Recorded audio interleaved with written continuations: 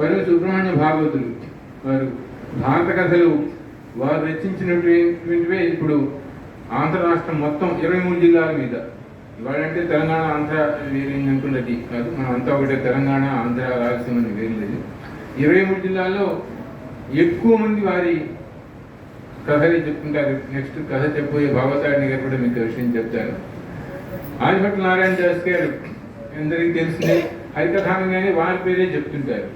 గత శతాబ్దంలో అత్యున్నతమైనటువంటి స్థాయికి హరికథను తీసుకునేటువంటి వ్యక్తి. తర్వాత శ్రీమాన్ పెద్దింటి సూర్యనారాయణ దీక్షిత దాస్ గారు నరసాపురంలో 95 వరకు కూడా ఉండి ఆయన హరికథలు రచించి చెప్పి శిష్యుల్ని ప్రశిష్యుల్ని తయారు చేసి వీళ్ళందరూ సమాజానికి ఎంతో సేవ చేశారు. వాళ్ళు మనకు అందించింది, మన సమాజానికి అందించింది ఆకాశం అంతా.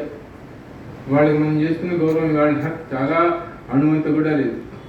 కాబట్టి అటువంటి మూర్తుల ఉత్సవాలు చేయాలి అనే సంకల్పంతో నాన్నగారు 96 నుంచి ఒక 7-8 ఏళ్ళు పరిమిత ఉత్సవాలు 2001 వరకు చేసి 2002 నుంచి ఇక ఆంధ్ర రాష్ట్రంలో ఉన్నటువంటి ఆంధ్రప్రదేశ్లో ఉన్నటువంటి ప్రతి హైదరాబాదు, విశాఖపట్నం, విజయవాడ, గుంటూరు, భద్రాచలం, నరసాపురం, ఇంకా చాలా ఊళ్ళో, కడప, మైదుకూరులో, ఇలా ప్రతి ఊళ్ళో 5 రోజులు ఉదయం నుంచి సాయంత్రం వరకు హరికథ గానాలు చేయటం, అక్కడ ఉండేటువంటి జనం చక్కగా రావటం, వినటం, అన్ని సదుపాయాలు చేయటం, అలా చేస్తూ మొన్న 2023 వరకు కూడా 2023 వరకు కూడా ఆయన ఆధ్వర్యంలోనే చేశారు. ఆయన వెనక ఆయన జస్ట్ సహాయకుడిగా మాత్రమే ఉండేవాడిని.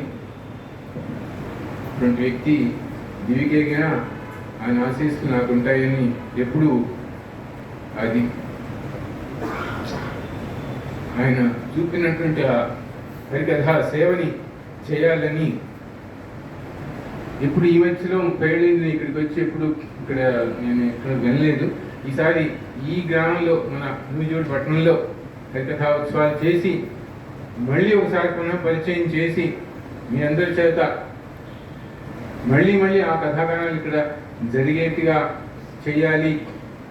మా హరికథ ఉత్సవాలు నాన్నగారు స్థాపించినటువంటి కోట హరికథాగాన కళాపీఠం ఎప్పుడు అలా నిరంతరం కొనసాగాలి.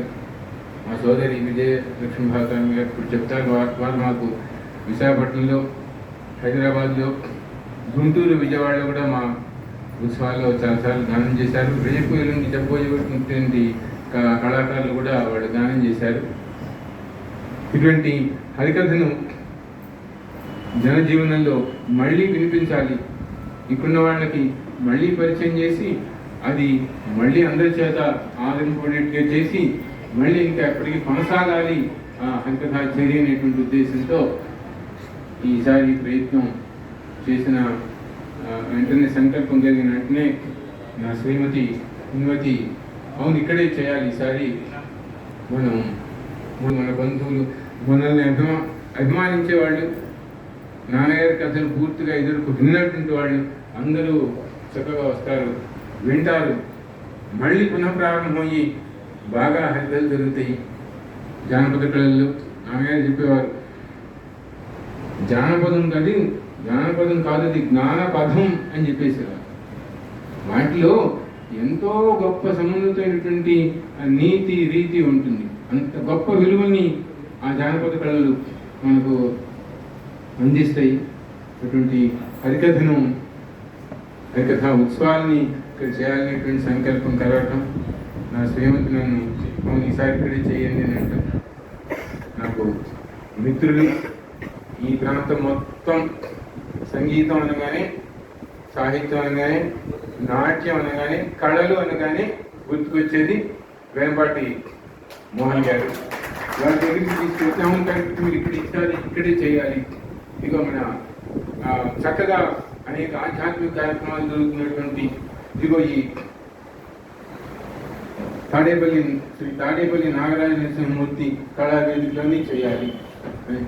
మరొక మిత్రులు ఈ మధ్య మంత్రికి తెలిసిందే, జానపద కళలను అన్నింటినీ కూడా తీసుకొచ్చి ఒక్కొక్కటి ప్రదర్శింపజేసి వందలు వేల మందిని క్రౌడ్ పుల్లింగ్ చేస్తున్న మా ఆర్టీసీ కృష్ణప్రసాద్ గారు కూడా వారి సంస్థ వారి సభ్యులు కూడా అవును ఇక్కడ ఈసారి చేయాలి, మేము ప్రచారం చేస్తాం, వందల వేల మంది ప్రేక్షకులు వచ్చేట్టుగా చేస్తామని మీరు తప్పకుండా చేయండి అని చెప్పేసి ప్రోత్సహించడం, దీని ఆలోచనతో ఈసారి హరికథా ఉత్సవాన్ని ఇక్కడ చేయటానికి కొనుక్కోవటం జరిగింది.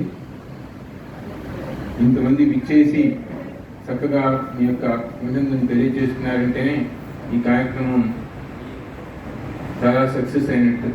ఇంగ్లీష్లో సామెత ఉంది, బిగినింగ్ ఈజ్ హాఫ్ డన్ అని. ప్రారంభం చేశామంటే ఇక అదే ముందుకెళ్తూ ఉంటుంది, కార్యక్రమాన్ని ఆ సంకల్పంతో అదే ముందుకెళ్తుంటుంది. అట్లా ఈరోజు రేపు ఎల్లుండి 3 కథలు చక్కగా గానం చేస్తారు మా సోదరీమణులైనటువంటి హరికథ కళాకారులు. ఈరోజు మా సోదరి రాజమండ్రిలో కథగా నుంచి వచ్చారు.